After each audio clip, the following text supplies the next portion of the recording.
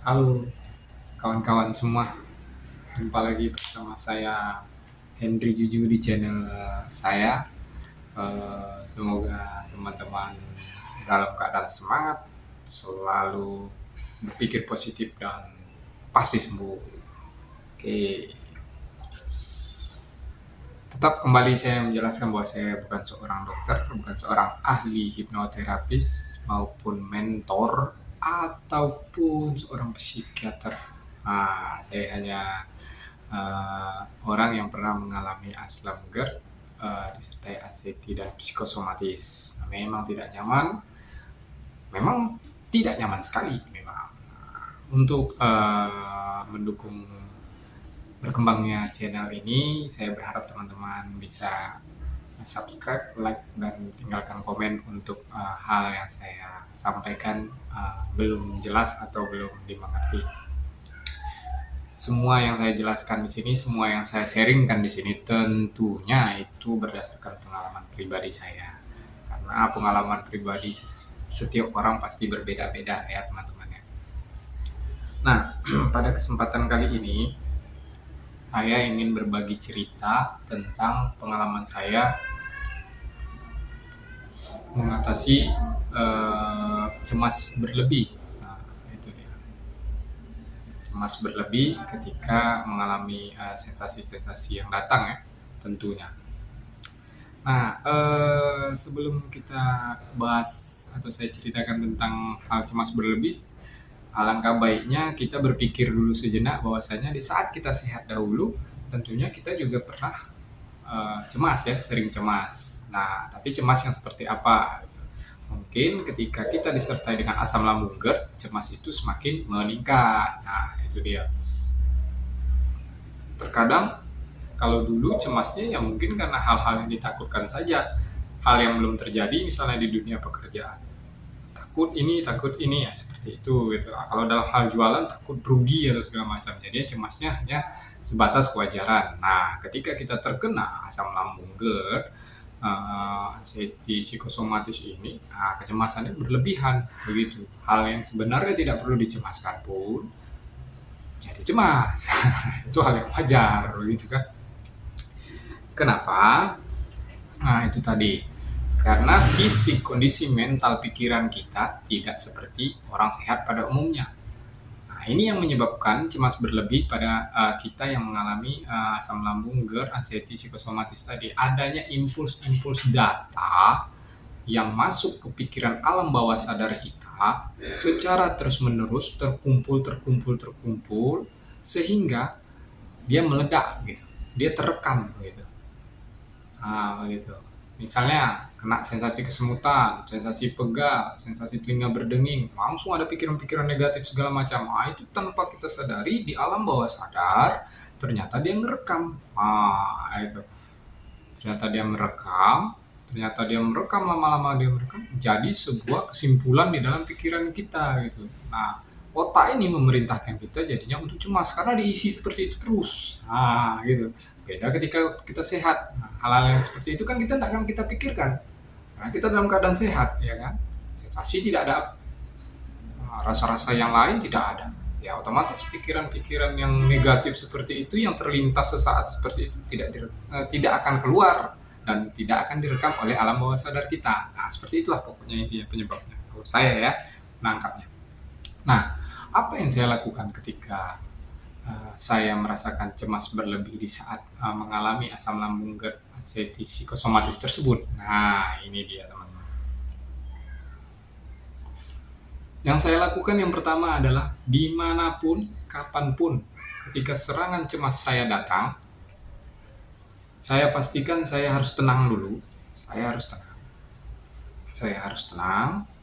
Begitu saya tenang, saya lakukan pernapasan diafragma.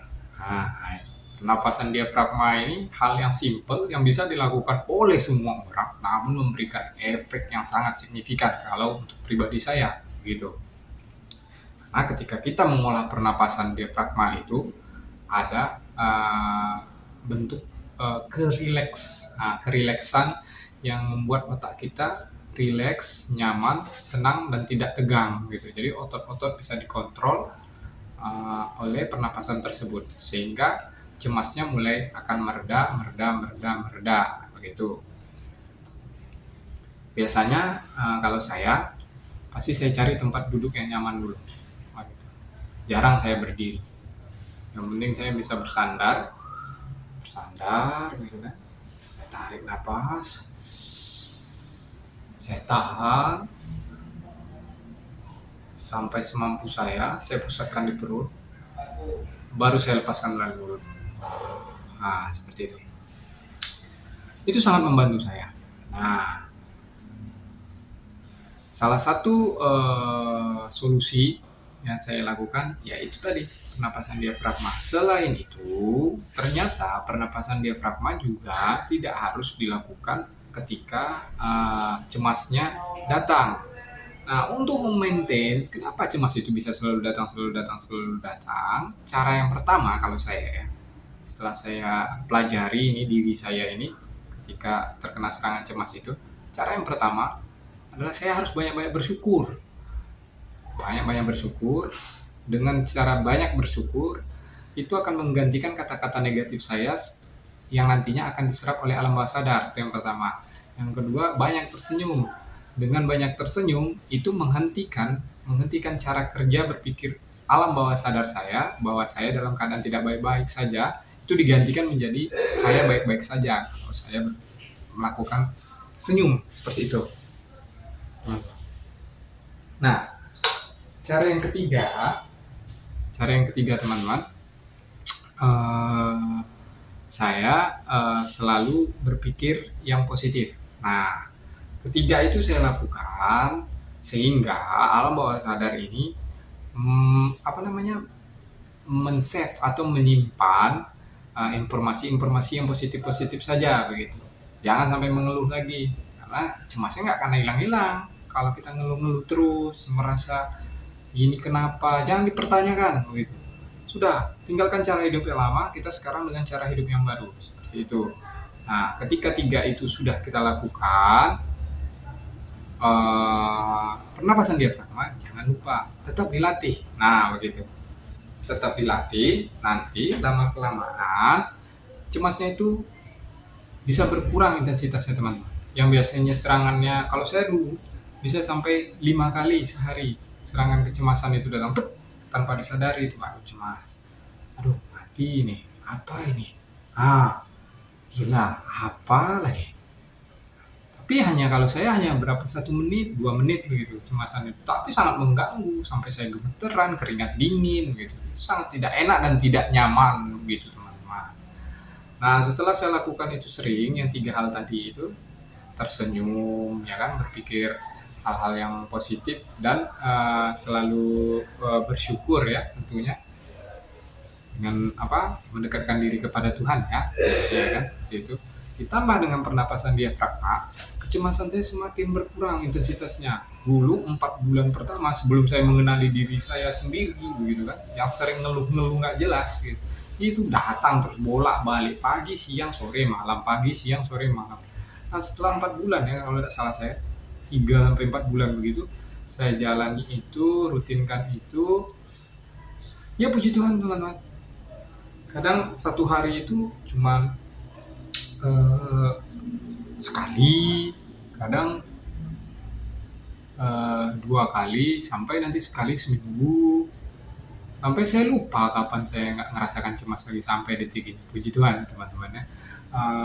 Itu tadi, itu kan tergantung kita gitu kan. Tergantung kita. Nah, yang lucunya sekarang ini yang saya anggap itu, apakah kita sudah konsisten untuk melakukannya gitu kan. Terkadang kita tidak konsisten tapi pengen hasil yang maksimal. Ketika hasilnya tidak maksimal, ketika dibalikan bertanya, apakah kita sudah konsisten untuk merubah gaya hidup kita? Ternyata belum.